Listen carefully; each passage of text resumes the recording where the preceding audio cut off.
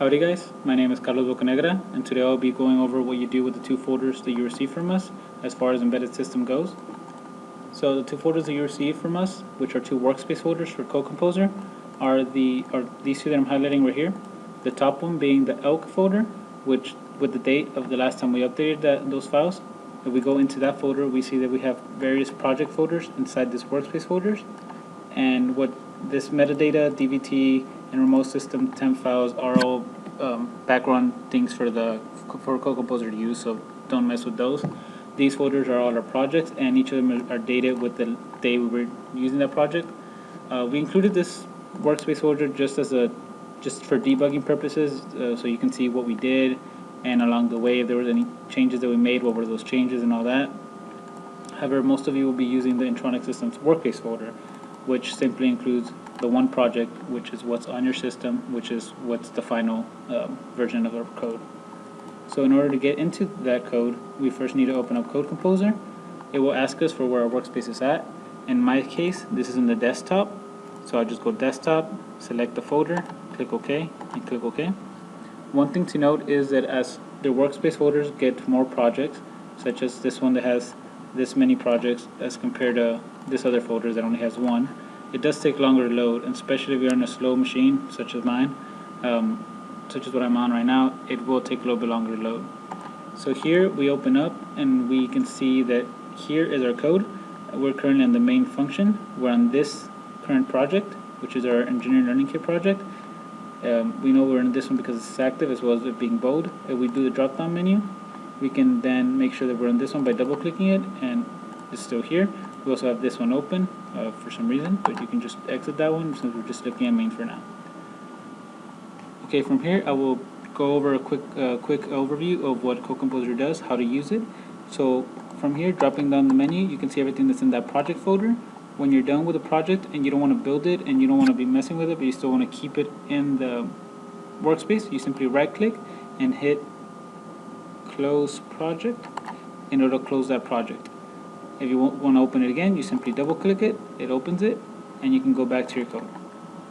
So here, the .h indicates that they are header files. This is the linker file, this is our C file, which is our main file, and as you can see, the rest are header files. If you click the drop down on any of these header files, for example, you get all the variables that were used and what their types are. For example, this packet variable is a string of unsigned char, while this acknowledge is just a simple unsigned char variable. Okay guys, now we'll go over a quick overview of how to use Code Composer and what all the things mean. So if most of you already have some basic knowledge of coding, but just a quick overview, here I'm including the intermediate functions header file, which if you click F3, if you highlight the name or just hover over it and click on it and hit F3, it'll open up that folder, or that file, sorry. In this case, that file is here, and it's what I'm opening now, and it has all my functions for intermediate levels defined here, as well as if you ever want to go deeper into the functions, you can simply do the same thing I did to get into the header file. So for example, we take this function, we click on it, then we click F3, and it'll take me there. Another way you can do this is also to right click and put open declaration, and you'll get back to here. Here you can see the advanced level code.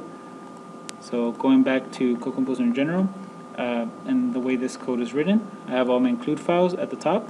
Next we have all the variable definitions, list the functions if any are used, and then variables used, more variables used. Here we have our main function, which includes our beginner level code, and then we have our communications functions, which are all underneath that. So we go to the left here, we see our Project Explorer. If you don't have this open, you can just click on the drop down button and you'll see everything. Here we can see the .h, which is all of our header files, and the .c, which is our main file.